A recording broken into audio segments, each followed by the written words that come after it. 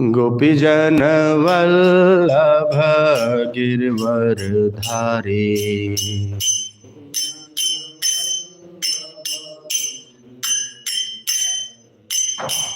गोपीजन वल्लभ गिरवर धारी।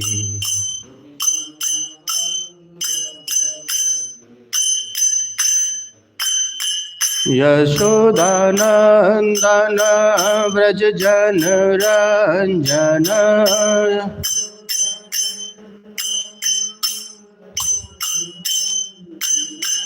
यशोदानंदन व्रज जन रंजन।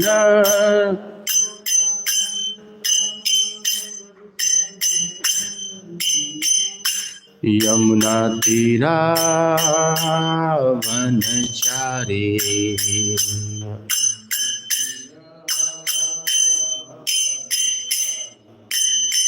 यमुना तीरा वनचारी।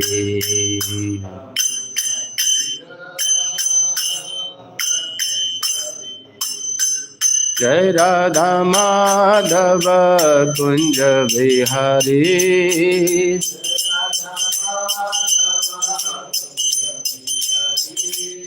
गोपीजन वल्लभ गिरवर धारी।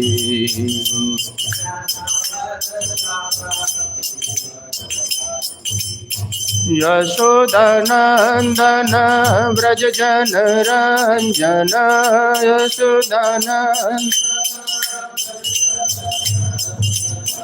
यशोदानंदन व्रज जन रंजन।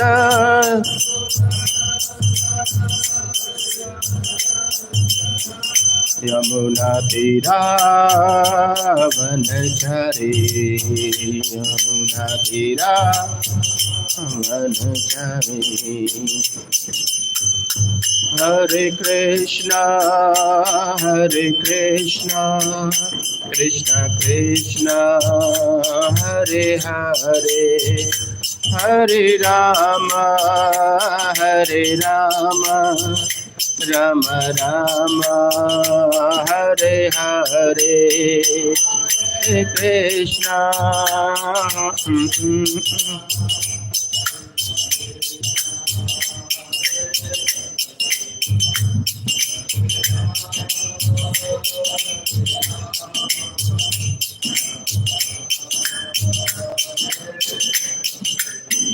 हरे कृष्णा। हरे कृष्णा कृष्ण कृष्ण हरे हरे। हरे राम राम राम हरे हरे। हरे कृष्ण।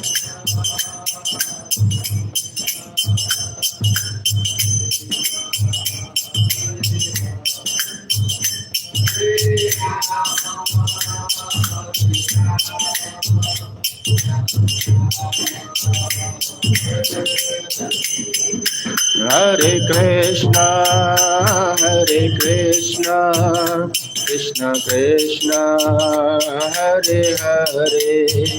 हरे राम राम राम हरे हरे। हरे कृष्णा कृष्ण कृष्ण हरे हरे। हरे राम राम राम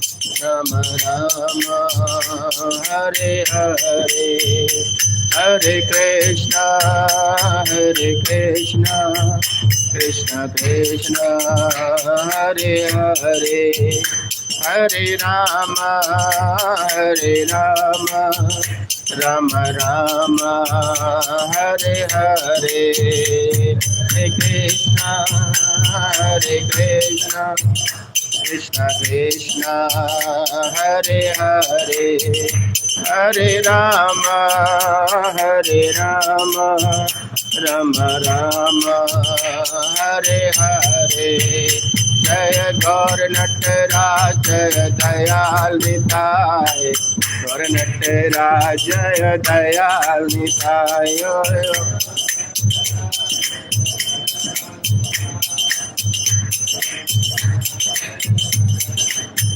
जय प्रभुपाद जय प्रभुपाद, प्रभुपाद जय श्रील प्रभुपाद जय प्रभुपाद जय प्रभुपाद, प्रभुपाद जय श्रील प्रभुपाद। निताय गौर हरि बोल हरि बोल हरि बोल, निताय गौर हरि बोल, निताय गौर हरि बोल हरि बोल हरि बोल, निताय गौर हरि बोल।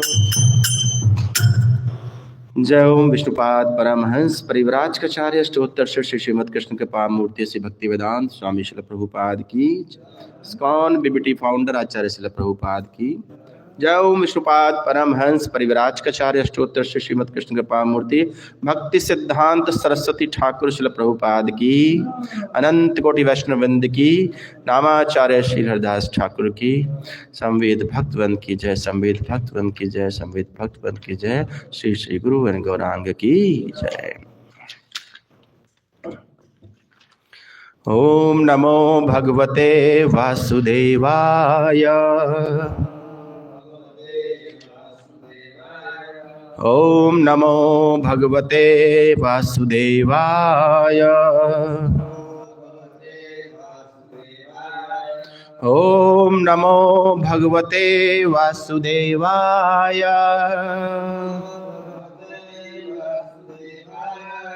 नारायणं नमस्कृत्य नरं चैव नरोत्तमं देवीं सरस्वतीं व्यासं ततो जयामुदीरये। नष्टप्रायेषु अभद्रेषु नित्यं भागवत सेवया भगवते उत्तम श्लोके भक्तिर्भवति नैष्ठिकी। कृष्णाय वासुदेवाय देवकी नंदनाय च नंदगोपकुमाराय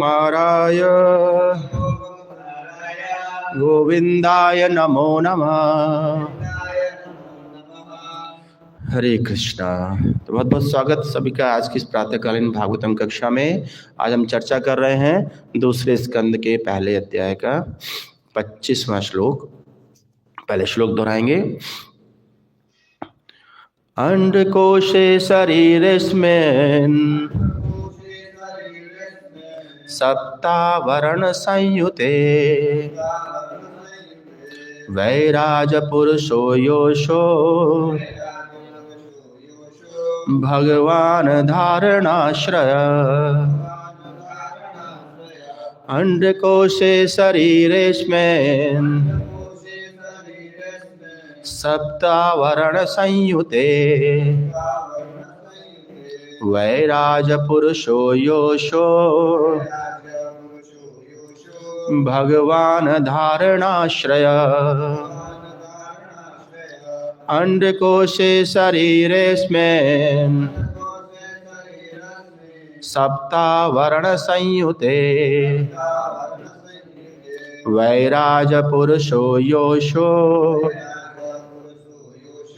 भगवान धारणाश्रय।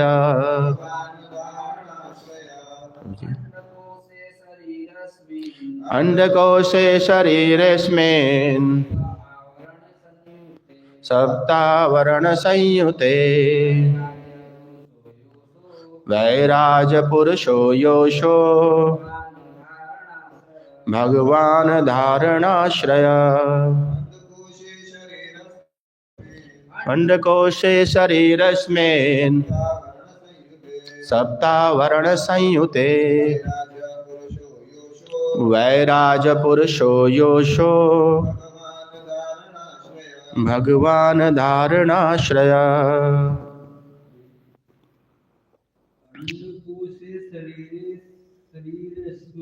अंडकोशे शरीरस्मिन् सप्तवर्ण संयुते वैराज पुरुषो योषो भगवान धारणाश्रय।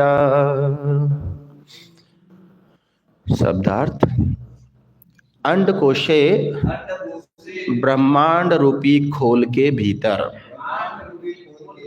शरीरे शरीर में, अस्मिन इस, सप्त सात, आवरण आवरण या खोल, संयुते ऐसा करके, वैराज विराट स्वरूप, पुरुषः भगवान के स्वरूप, यह जो, असो वे, भगवान धारणा का आश्रय, वस्तु या विषय। अनुवाद श्रील प्रभुपाद के द्वारा। श्रील प्रभुपाद की जय। 7 प्रकार के भौतिक तत्वों के द्वारा प्रच्छन्न ब्रह्मांडीय खोल अर्थात आवरण के भीतर स्थित भगवान का विराट काय ब्रह्मांडीय स्वरूप विराट धारणा का विषय है। तात्पर्य श्रील प्रभुपाद के द्वारा। श्रील प्रभुपाद की जय। एक ही समय में भगवान के अन्य अनेक रूप होते हैं और वे सभी भगवान श्री कृष्ण के मूल स्रोत रूप से अभिन्न है। भगवत गीता में यह सिद्ध किया जा चुका है कि भगवान का आदि दिव्य तथा शाश्वत रूप श्री कृष्ण है, जो परम भगवान है और वे अपनी अचिंत्य अंतरंगा शक्ति आत्म माया से अपने आप को विविध रूपों तथा अवतारों में एक साथ विस्तारित कर सकते हैं, तो भी उनकी पूर्ण शक्ति में कोई कमी नहीं आती है। वे पूर्ण हैं और यद्यपि उनसे असंख्य पूर्ण रूप उद्भूत होते हैं, तो भी वे पूर्ण ही रहते हैं और उनमें इस प्रकार की घटत नहीं आती। यह उनकी आध्यात्मिक या अंतरंगा शक्ति है। भगवत गीता के 11वें अध्याय में भगवान कृष्ण ने उन अल्पज्ञों को आश्वस्त करने के लिए अपना विराट रूप प्रकट किया, जो यह नहीं सोच पाते कि वे किस तरह मनुष्य की भांति प्रकट हो सकते हैं तथा उनमें वास्तव में वह शक्ति है जिसके बल पर वे बिना किसी प्रतिद्वंदी के परम पुरुष होने का दावा कर सकते हैं। भौतिकवादी लोग केवल अत्यंत भौंडे ढंग से ही विशाल ब्रह्मांडीय आकाश के विषय में सोच सकते हैं, जिसमें सूर्य के समान विशाल असंख्य ग्रह होते हैं और वे अपने ऊपर के वृत्ताकार आकाश को ही देख सकते हैं और उन्हें इस ब्रह्मांड की तथा इसी के साथ लाखों अन्य ब्रह्मांडों की भी कोई जानकारी नहीं होती, जो जल, अग्नि, वायु, आकाश, अहंकार, प्रकृति तत्व तथा प्रकृति के 7 आवरणों से ढके हैं। जिस प्रकार एक बहुत बड़ा फुटबॉल जिसमें हवा भरी हो और ढका हो कारणारव के जल पर तैर रहा हो, जहाँ भगवान महाविष्णु के रूप में शयन करते हैं। सारे ब्रह्मांड बीज रूप में महाविष्णु के श्वास से उद्भूत हो रहे हैं, जो भगवान के अंश हैं। जब महाविष्णु अपना लंबा श्वास भीतर खींचते हैं तो ब्रह्मा द्वारा अधिष्ठित सारे ब्रह्मांड विनष्ट हो जाते हैं। इस प्रकार भगवान की परम इच्छा द्वारा भौतिक जगत उत्पन्न तथा विनष्ट होते रहते हैं। बेचारा मूर्ख भौतिकवादी इतनी ही कल्पना कर सकता है कि वह कितनी मूर्खतापूर्वक एक मरणशील नगण्य जीव को दावे के साथ भगवान के प्रतिद्वंदी अवतार के रूप में प्रस्तुत करता है। यह विराट रूप विशेष रूप से भगवान द्वारा अल्पज्ञों को पाठ पढ़ाने के लिए प्रकट किया गया है, जिससे कोई मनुष्य अन्य किसी मनुष्य को तभी भगवान का अवतार स्वीकार करे जब वह ऐसे विराट रूप को उसी तरह प्रदर्शित कर सके जिस तरह भगवान कृष्ण ने किया था। भौतिकतावादी व्यक्ति अपने ही निजी लाभ के लिए, जैसा सुखदेव गोस्वामी ने संस्तुति की है, भगवान के विराट रूप पर अपने मन को केंद्रित कर सकता है, किंतु उसे सावधान रहना चाहिए कि वह उन वंचकों से पथभ्रष्ट ना हो जो अपने को भगवान कृष्ण से अभिन्न पुरुष होने का दावा करते हैं, किंतु वे उनकी तरह कर्म नहीं कर पाते या विराट रूप प्रदर्शित नहीं कर पाते। ओम अज्ञानतिमिरान्धस्य ज्ञानाञ्जनशलाकया चक्षुरुन्मिलितं येन तस्मै श्रीगुरुवे नमः। श्रीचैतन्यमनोभीष्टं स्थापितं येन भूतले स्वयं रूप कदा मह्यं ददाति स्वपदान्तिकं। वन्देऽहं श्रीगुरून् श्रीयुतपदकमलं श्रीगुरून् वैष्णवांश्च। श्रीरूपं साग्रजातं सहगण रघुनाथान्वितं तं सजीवं साद्वैतं सावधूतं परिजनसहितं कृष्ण चैतन्यदेवं श्रीराधा कृष्णपादान् सहगण ललिता श्रीविशाखान्वितांश्च।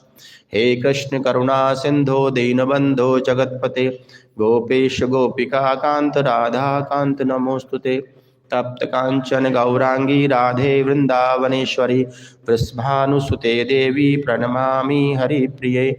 वाञ्छाकल्पतरुभ्यश्च कृपा सिन्धुभ्य एव च पतितानां पावनेभ्यो वैष्णवेभ्यो नमो नमः। नमो विष्णुपादाय कृष्णपृष्ठाय भूतले श्रीमते भक्तिवेदांत स्वामिनेति नाम्ने। नमस्ते सारस्वती देवे गौरवाणी प्रचारणे निर्विशेष शून्यवादी पाश्चात्य देश तारणे। जय श्री कृष्ण चैतन्य प्रभु नित्यानंद श्री अद्वैत गदाधर श्रीवास आदि गौर भक्तविंद। हरे कृष्णा कृष्ण कृष्ण हरे हरे, हरे राम राम राम हरे कृष्णा। तो बहुत बहुत स्वागत है आप सभी का आज की प्रातःकालीन भागवतम कक्षा में। और जैसा कि हम चर्चा कर रहे हैं, आज श्लोक संख्या 25 दूसरे स्कंद के पहले अध्याय में। और जैसा कि श्री सुखदेव गोस्वामी यहाँ पर उन प्रश्नों का उत्तर दे रहे हैं जो राजा ने पूछे थे। जब राजा ने दूसरा प्रश्न पूछा महाराज परीक्षित ने, तो उसमें दो शब्द विशेष रूप से जब हम चर्चा करते हैं और दो विशेष शब्दों का ही उत्तर श्री सुखदेव गोस्वामी देने का प्रयास कर रहे हैं यहाँ पर, जिसमें है यथा और यत्र, यानी कि किस तरह और कहाँ और कैसे। तो महाराज परीक्षित का प्रश्न क्या था कि भगवान में धारणा कैसे की जाए, भगवान में कैसे ध्यान लगाया जाए, किस रूप में भगवान को धारण किया जाए। तो श्री सुखदेव गोस्वामी विस्तृत रूप में एकदम विस्तार से बता रहे हैं कि किस तरह से व्यक्ति को भगवान की धारणा करनी चाहिए और अपने अपनी योग्यता के अनुसार करनी चाहिए। अर्थात भगवान के किस रूप को हमें धारणा करना है, यह हमारी योग्यता पर डिपेंड करता है। सभी लोग भगवान के दिव्य रूप को धारण नहीं कर सकते। भगवान के दिव्य रूप को समझना सभी के लिए आसान नहीं है। इसलिए कहते हैं जो शुरुआती रूप में है, कहते हैं कि उसमें जो व्यक्ति नया है उसको भगवान के दिव्य रूप ना लेकर के करें स्थूले भगवतो रूप, यानी कि भगवान के स्थूल रूप में को धारण करना चाहिए। भगवान का स्थूल रूप कौन सा है? भगवान ने विराट रूप दिखाया। भगवद गीता के 11वें अध्याय में जब भगवान विराट रूप प्रदर्शित करते हैं तो वो रूप दिखाने का सिर्फ एक ही कारण था, क्योंकि जब अर्जुन ने स्वीकार कर लिया उनको भगवान के रूप में, तो अर्जुन ने सिर्फ यही पूछा कि मैं तो चलो ठीक है, मुझे तो हो गया भरोसा, आप मुझे दिख रहे हैं, सामने हैं, लेकिन आने वाले समय में ये बद्ध जीव कैसे आपको भगवान समझेंगे या कैसे अंतर कर पाएंगे उन व्यक्तियों में जो अपने आप को भगवान दिखाने का प्रयास करेंगे और आप में, तो उसके लिए कम से कम आप वो तो दिखाइए जो सबको दिखता हो। क्योंकि भगवान का दिव्य रूप तो हमको दिखता नहीं है, वो तो भाव की चीज है, वो तो हमें उसको तो महसूस करना होता है, उसको इतना जल्दी देखना संभव नहीं है। लेकिन हम जिस चीज को होता क्या है, हम बद्ध जीव है, हमें जो दिखता है हम उस पर विश्वास करते हैं। हमें जो भौतिक रूप में दिख रहा है, स्थूल रूप में दिख रहा है, हम उसी को विश्वास करते हैं। जैसे हम उदाहरण के तौर पर जैसे हम अपना शरीर देखते हैं, हमें अपना अंदर का जो हमारा सूक्ष्म रूप हमें नहीं दिखता, हमें अपना शरीर दिखता है, तो हम शरीर को अपने आप स्वयं मान लेते हैं। तो हमें ये जो दिख रहा है उसको हम मानने को तैयार होते हैं। तो वही अर्जुन ने भी कहा, अर्जुन ने यही कहा कि भगवान वो रूप दिखाइए जिसको आने वाला बद्ध जीव भी समझ पाए कि ये एक रूप है आपका, तो एटलीस्ट जो नया है वो उस रूप को तो आपको धारण कर पाए, तब भगवान ने विराट रूप दिखाया। तो वो विराट रूप जो दिखाया उसके पीछे कारण क्या थे, क्यों आज यहाँ पे चर्चा कर रहे हैं। श्री सुखदेव गोस्वामी कहते हैं कि जब महाराज परीक्षित इस प्रश्न को पूछ रहे थे कि कैसे धारण किया जाए, तो यहाँ पर विस्तार से बता रहे हैं कि हमें कैसे धारण करना है और क्यों विराट रूप को धारण करना है और उसका क्या रूप है और हम कैसे समझ सकते हैं। क्योंकि जब हम विश्वास ही उस पर करें जो दिख रहा है, तो हम उसी में ही अगर भगवान का रूप देखने का प्रयास करें, और जो है, अगर हम ये कहते हैं कि ये जो ब्रह्मांड है, यूनिवर्स है, जिसको हमारे असंख्य ब्रह्मांड है, ये सब भगवान का प्रतिबिंब ही तो है, भगवान के रूप को में से तो हम ले सकते हैं और ऐसा हम मानते भी हैं। और इसलिए जब हम चर्चा करते हैं ना कि अलग अलग लोगों की, देखिए जब एक साइंटिस्ट, एक वैज्ञानिक की दृष्टि से हम देखते हैं स्ट्रक्चर को, ब्रह्मांड का स्ट्रक्चर क्या, वो भी बहुत तरीके से समझाने का प्रयास करते हैं ना। आपने सब लोगों ने साइंस पढ़ा होगा, पता नहीं क्या क्या थ्योरी दी है, पूरा कचरा दे रखा है। अच्छा, कमाल की बात है कि जो उन्होंने दिया समझ में किसी को नहीं आता है, जो पढ़ रहा है समझ उसको भी नहीं आ रहा है, और सच्चाई है कि वैज्ञानिक चाह भी ना रहा कि समझ में आ जाए, क्योंकि समझ में उसको भी नहीं आया। तो थ्योरी ऐसी दे दी जो समझ में उसके भी नहीं आई, और जो सामने पढ़ने वाला वो समझ भी नहीं पा रहा है। हमने भी जो कभी प्रयास किया साइंस पढ़ने का, मुझे भी याद है जब हम पढ़ते थे बड़ा इंटरेस्ट आता था इसमें, कैसे ये संसार बना, कैसे अलग अलग थ्योरी पढ़ते थे। एक बार तो मुझे याद है, मैं एक पुस्तक लेकर आया, मतलब वो इंडियन साइंटिस्ट की थी, उनकी थ्योरी थी कि स्ट्रक्चर के ऊपर, इस यूनिवर्स के स्ट्रक्चर को कैसे फॉर्म हुआ। 150 रुपए की बुक थी, मेरे को ध्यान आ रहा है, और 1.5 लाइन समझ में नहीं आई मेरे को उसकी क्योंकि पता नहीं क्या क्या कचरा उसमें भरा हुआ था, आज तक समझ नहीं आया। एक वैज्ञानिक हुए अभी मॉडर्न में एज में, स्टीफन हॉकिंस ने क्या थ्योरी दिया, मतलब उनको प्रिंसिपल तो नहीं बोलेंगे उनका, उन्होंने अपना थ्योरी दिया कि एक पार्टिकल जो कि जिसके अंदर कहते हैं इनफाइनाइट मास था। मतलब बड़ा थ्योरी सिंपल, बड़ी सिंपल थ्योरी, समझ में उनके भी नहीं, हमारे भी नहीं है आज तक, पता नहीं क्या कहना चाह रहे थे वो। एक सिंपल पार्टिकल था जिसके अंदर इनडेफिनेट मास था। अब आप सोचेंगे किसी चीज के अंदर, कोई मान लो मैंने ये चीज उठाया, मोबाइल उठाऊं या कोई उठाऊं, इसके अंदर मास है तो उसका कुछ वॉल्यूम भी तो होगा, लेकिन स्टीफन हॉकिंस क्या कहते हैं, उनका थ्योरी क्या था कि मास तो है जो इनफाइनाइट है, लेकिन वॉल्यूम नहीं है। Length into breadth into height, volume नहीं था, बस मास था। अब इस थ्योरी को वो पूरे जीवन 20, 25, 30 साल, हालांकि अपंग थे, व्हीलचेयर बैठे बैठे इसी उगाते रहे, लेकिन हाँ एक चीज अच्छी कही उन्होंने, एक चीज हम शिक्षा ले सकते हैं उनसे, कि उन्होंने जो भी किया सही में, अनजाने में सही, भगवान के विराट रूप पे पूरा ध्यान लगाया। ये हम शिक्षा ले सकते हैं उनसे। इस मानने में शिक्षा गुरु हैं कि अगर कोई अनजान नया व्यक्ति है तो भगवान के विराट रूप पे ध्यान लगा सकता है। उन्होंने पूरा जीवन भर वही किया, हालांकि समझ में उनको भी नहीं आया कि मैं किस पे ध्यान लगा रहा हूँ। वो अपना उसी थ्योरी पे लगा रहे कि एक इनफाइनाइट मास है, उसका कोई वॉल्यूम नहीं है, क्या संभव। और कहते हैं वही बस उसी का विस्तार उन्होंने बता दिया कि यही सब स्ट्रक्चर है। खैर ठीक है, जो भी रहा हुआ, लेकिन ठीक है, उन्होंने भी अनजाने में भगवान के विराट रूप की चर्चा तो की। तो जब हम बात करते हैं ब्रह्मांड की, तो कि ब्रह्मांड का स्ट्रक्चर है क्या एक्चुअल में, तो शास्त्र ही बताते हैं कि ब्रह्मांड का स्ट्रक्चर 7 आवरणों से, 7 लेयर्स में है। और एक ब्रह्मांड तो है नहीं, असंख्य ब्रह्मांड है। हम तो उस ब्रह्मांड की बात कर रहे हैं जिसमें हम हैं इस समय। तो इस ब्रह्मांड की बात कर रहे हैं, तो वहां पर कहते हैं कि ये ब्रह्मांड जो है वो एक सेवरल लेयर से कवर्ड है। जो ब्रह्मांड जो अंदर का, सबसे अंदर का पार्ट है जिसे हम ब्रह्मांड बोल रहे हैं, उसका मेजरमेंट भी दिया गया है। मेजरमेंट बताया गया कितना है,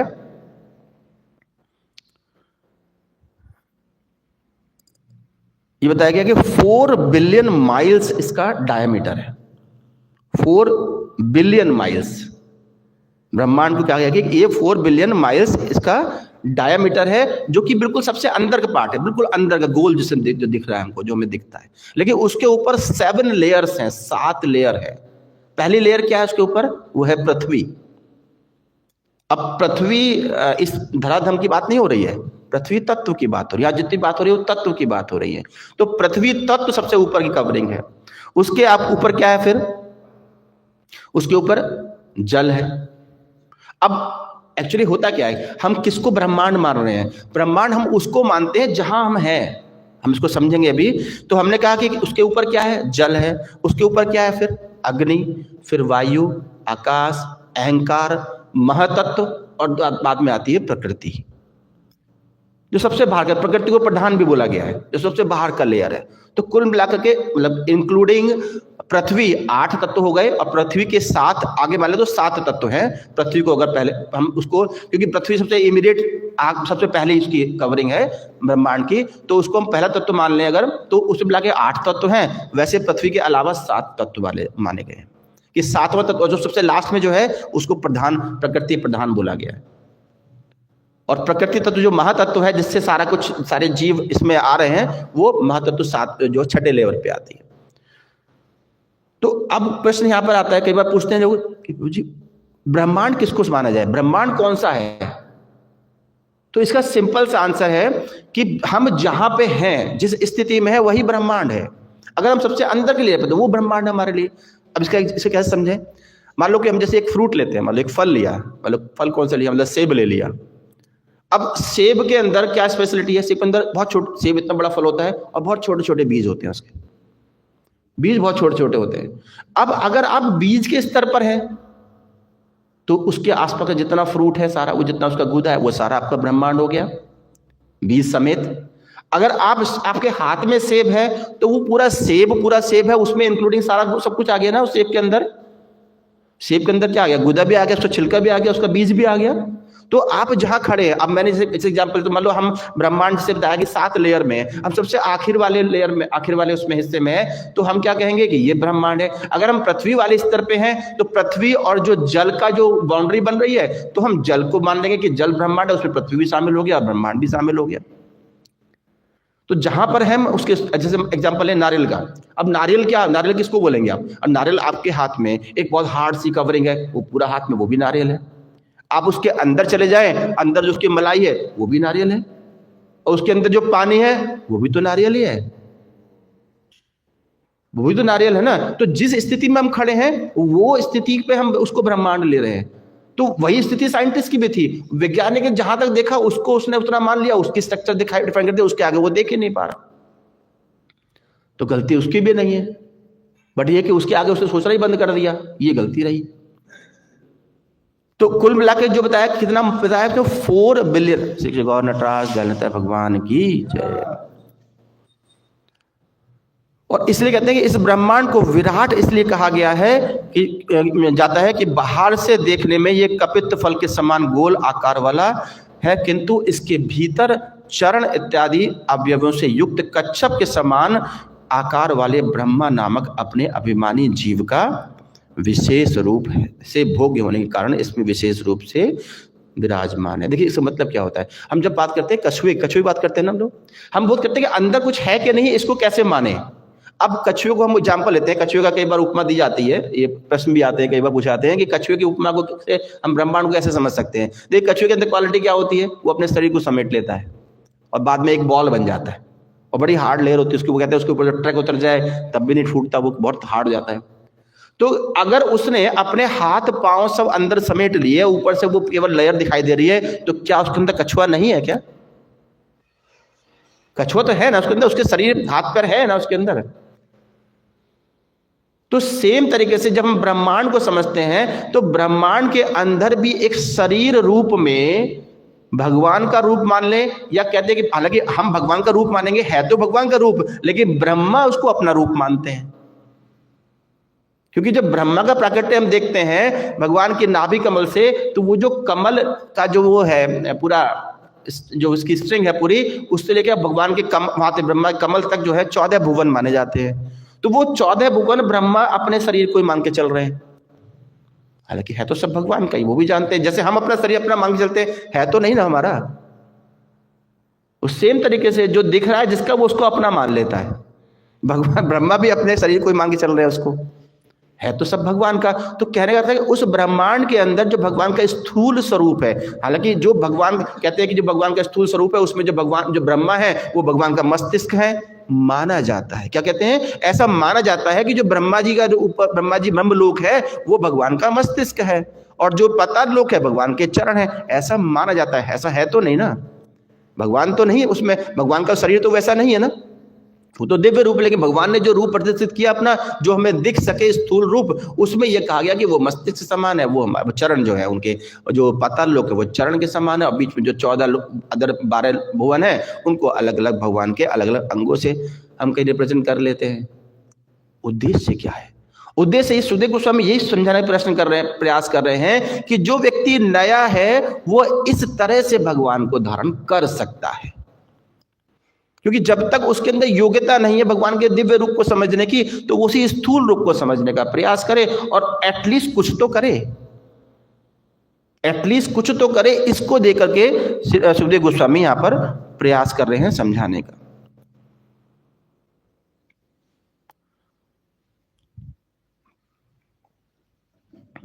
तात्पर्य में लिखते हैं श्रील प्रभुपाद, एक ही समय में भगवान के अन्य अनेक रूप होते हैं और वे सभी भगवान कृष्ण के मूल स्रोत से अभिन्न हैं।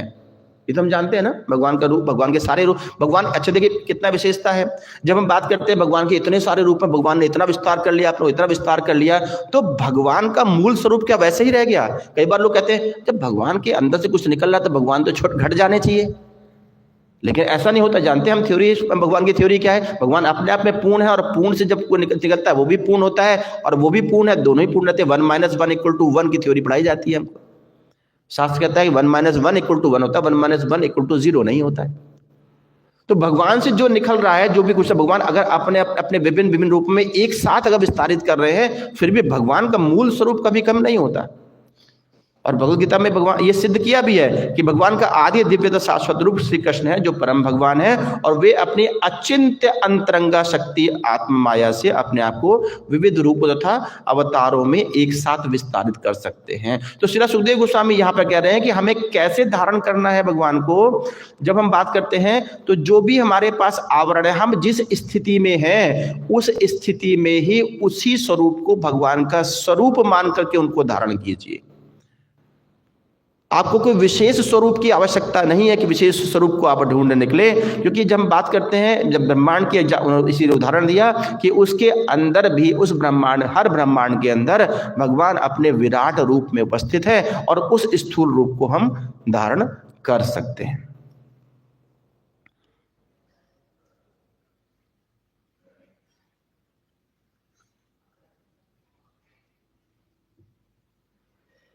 तो जब हम अपने एक ब्रह्मांड की बात करते हैं तो ब्रह्मांड जो 14 भुवन की बात कर रहे हैं, 14 भुवन के नाम याद है आपको? याद है प्रभु जी?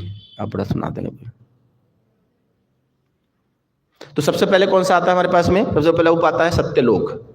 हमने वहां देखा था उसमें ना, मायापुर में जो गए थे तो पूरे सारे लोग, अब तो खैर जब बन जाएगा तो वो सब दिखाई दिया करेंगे, देखिए हम भी जाकर लोक दिखाएंगे, वो असल में तो पता नहीं कब देखेंगे।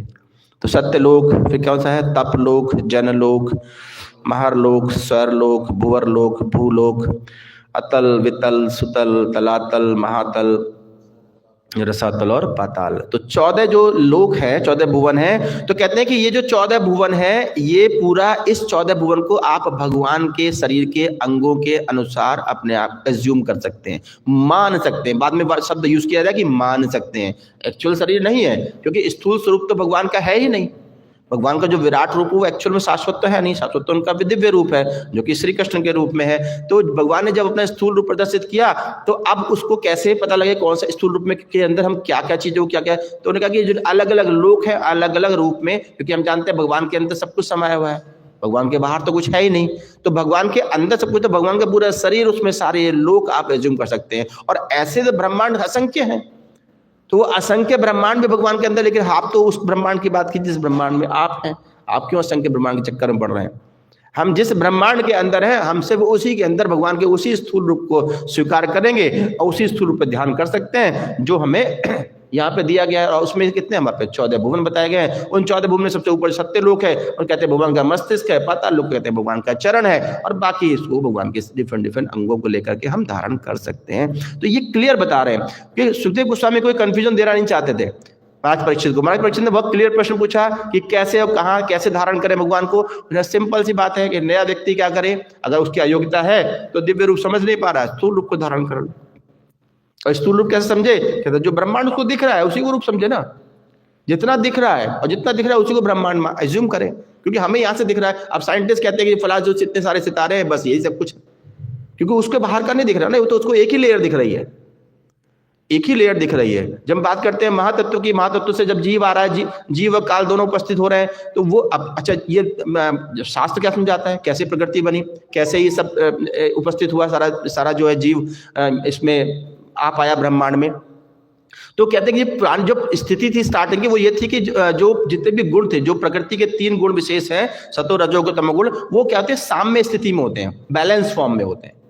और बैलेंस फॉर्म में जब होते हैं तो उसमें कुछ नहीं होता, तो फिर उनमें क्षोभ उत्पन्न किया जाता है, उसमें डिस्टर्बेंस लाई जाती है। महाविष्णु जो उसमें डिस्टर्बेंस पैदा करते हैं, और उस डिस्टर्बेंस पैदा करने में फिर उसमें तब महातत्व है जीव और उसमें काल उसमें एंटर करते हैं। क्योंकि जब जब गुणों में क्षोभ आता है, गुणों में जब उसमें जब डिस्टर्बेंस आता है, तब कुछ प्रकृति फॉर्म होती है।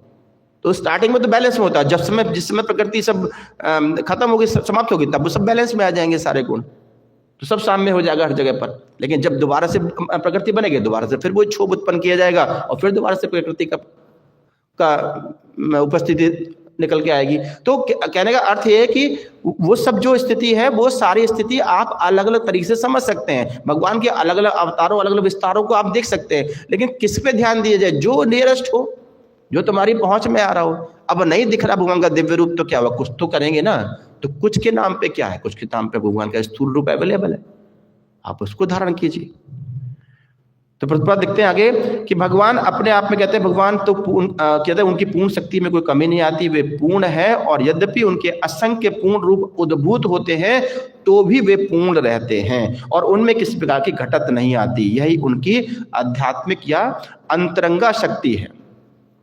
और भगवद गीता के 11वें अध्याय में भगवान ने इसलिए उस रूप को प्रदर्शित किया। आगे लिखते हैं प्रभुपाद कि भौतिकवादी लोग केवल अत्यंत भोंडे ढंग से ही विशाल ब्रह्मांडीय आकाश के विषय में सोच सकते हैं। जैसे मैंने अभी एग्जांपल दिए, चाहे वो स्टीफन हॉकिंस का दिया, चाहे उसके पहले किसी और ने कहा होगा कि ब्रह्मांड ऐसे बना, वैसे बना, इस तरह से वैसे वो। तो ये सब क्या है? ये सब भौतिकवादी लोगों का अपना अपना विचार है। भगवान कहते हैं कि भगवान जो है अपने दिव्य रूप के अलावा उपलक्षण रूप में, उपलक्षण मतलब कि अपने प्रतिबिंब के रूप में हर जगह पे उपस्थित है। केवल हमारी उपस्थिति कि हम किस जगह उपस्थित है, हम वहां से कैसे उनको एज्यूम कर पा रहे हैं, वो एजम्पशन है जिसकी बेस पे हम भगवान को एज्यूम कर सकते हैं। क्योंकि दिव्य रूप को देखना वो बहुत योग्यता, बहुत ऊंचे स्तर की योग्यता है। और इसलिए कहते हैं कि जिसमें जब साइंटिस्ट बोलते हैं कि जिसमें कि वो कहते हैं कि सूर्य समान विशाल असंख्य ग्रह हैं, बस इस तरह से डिफरेंट डिफरेंट स्टार चमक रहे हैं, वो सारे अलग अलग सूर्य हैं जिनका अपना अपना कोई सोलर सिस्टम होगा, और वो सब अपने किसी वृत्ताकार आकाश में है, वह उसी में मूव कर रहे हैं। क्योंकि उन्हें ये वृत्ताकार आकाश, जहां तक हमारी अप्रोच जा रही है, वो वृत्ताकार आकाश ही दिख रहा है। ऑब्वियसली हमें को भी वो दिख रहा है, तो इसलिए एग्जांपल दिया गया कि हम जिस पोजीशन पे हो उस पोजीशन पे उतना ही ब्रह्मांड एज्यूम करके अपने आप को भगवान में धारण कर सकते हैं। और कहते हैं, जब प्रभुपाद लिखते हैं कि ये पूरा ब्रह्मांड इस तरह से, जिस तरह की एक बहुत बड़ा फुटबॉल हो जिसमें हवा भरी हो और ढका हो, और जो कारणारव के जल पर तैर रहा हो। कारणारव मतलब जहां से सारे कारण आते हैं, यानी कि वो जहाँ से कारणोदक्षाई विष्णु वहाँ पर निवास करते हैं, और वो सब सारे कारण जहाँ से उत्पन्न होते हैं, वो कारणरव जल पर वो ब्रह्मांड जो है एक फुटबॉल की तरह तैर रहा है, और जहाँ भगवान महाविष्णु के रूप में शयन करते हैं। सारे ब्रह्मांड बीज रूप में महाविष्णु के श्वास से उद्भूत हो रहे हैं, और जो भगवान के अंश है। देखिए, भगवान तो सबको खा ही रहे हैं, भगवान निकाल भी रहे हैं और खा भी रहे हैं। भगवान ने दिखाया भी था, अर्जुन को दिखाया था विराट रूप में कि वो सबको निगल रहे थे। अब भगवान निकल सकते हैं, कहीं से मुंह से निकल सकते हैं, नाक से, हर चीज से खा सकते हैं, हर चीज से कुछ, क्योंकि उनके तो सारी इंद्रियां शाश्वत है, सारी इंद्रियां हर हाथ सब काम कर सकती हैं। अंगानी सा सकल इंद्रिय वित्तीय मंत्री, कहते हैं कि हर इंद्रिय से वो हर अंग, उनका हर इंद्रिया जो है समान रूप से काम करती हैं। तो किसी भी उसमें रूप में भगवान उसको ब्रह्मांड को उपस्थित कराते रहते हैं और उसको विनष्ट करते रहते हैं। भगवान का ये लगातार ये प्रोसेस एंड एंडिंग चलता रहता है। अलग अलग ब्रह्मांड बनते रहते हैं, असंख्य होते हैं, हर पल बदलते रहते हैं। तो वो पल तो कितना है, वो पल तो हमारे लिए तो खैर हजारों लाखों साल का होता है, उनके लिए तो वो भगवान के लिए तो पल होता है। तो हर समय डिफरेंट तरीके से महाविष्णु अपना लंबा श्वास भीतर खींचते हैं और लगातार जितने ब्रह्मा के सारे बनाए हुए ब्रह्मांड है सबको गए, सब खींच लिया और फिर फूंक मारा, फिर वापस। तो बस भगवान यही सांस लेते रहते हैं, सांस छोड़ते रहते हैं, उसी में ब्रह्मांड आते जाते रहते हैं और साइंटिस्ट उसमें भटक रहा है कि पता नहीं कैसे बन गया। तो क्या प्रभुपाद लिख भी रहे हैं इस प्रकार कि इस प्रकार भगवान की परम इच्छा द्वारा भौतिक जगत उत्पन्न तथा विनष्ट होते रहते हैं। बेचारा मूर्ख भौतिकवादी इतनी ही कल्पना कर सकता है कि वह कितनी मूर्खता पूर्वक एक मरणशील नगण्य जीव को दावे के साथ भगवान के प्रतिद्वंदी रूप के अवतार के रूप में प्रस्तुत करता है। साइंटिस्ट क्या कर रहा है, भौतिकवादी मूर्ख जीव क्या कर रहा है, वो व्यक्ति को ही भगवान के समकक्ष, भगवान के पैरेलल खड़ा करने का, दिखाने का प्रयास कर रहा है।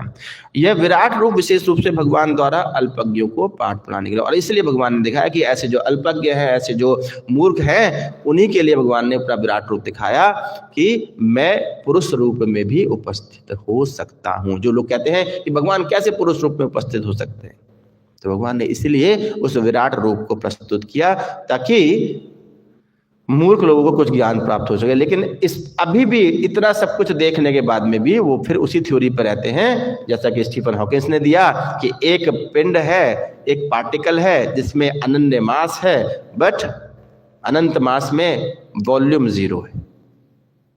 तो बड़ा अजीब सी घटना है कि जहाँ पे मास हो वहाँ पे वॉल्यूम 0 कर दे वो।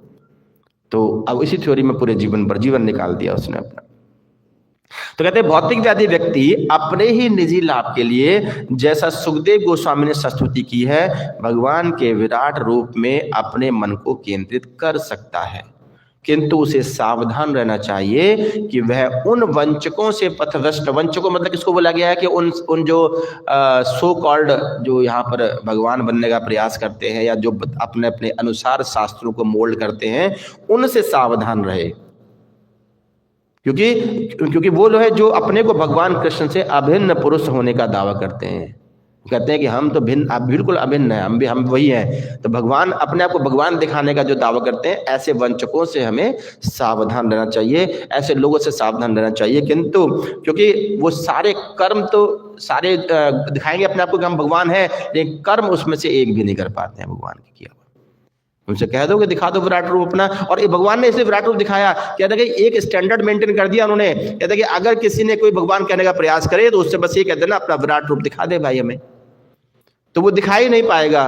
तो जब विराट रूप ना दिखा पाए तो समझ लीजिए कि वो उस श्रेणी में नहीं आता है। और जो व्यक्ति आज के समय में ऐसा दिखाने का प्रयास कर रहे हैं, वो सही में उस कर्म को कर ही नहीं पाते जो कर्म भगवान ने किए हैं। तो अल्टीमेटली रिजल्ट यही निकलता है, श्री सुखदेव गोस्वामी यही कह रहे हैं कि नए व्यक्ति को भगवान के स्थूल रूप पे अर्थात उनके विराट रूप पे अपना ध्यान केंद्रित करना चाहिए। उनको उस रूप में धारण करे जब तक कि वो उस योग्यता को हासिल ना कर ले कि वो भगवान के दिव्य रूप को समझ पाए। हरे कृष्णा कृष्णा कृष्णा हरे हरे, हरे राम राम राम हरे हरे। बहुत बहुत धन्यवाद आज की कक्षा में सम्मिलित होने के लिए।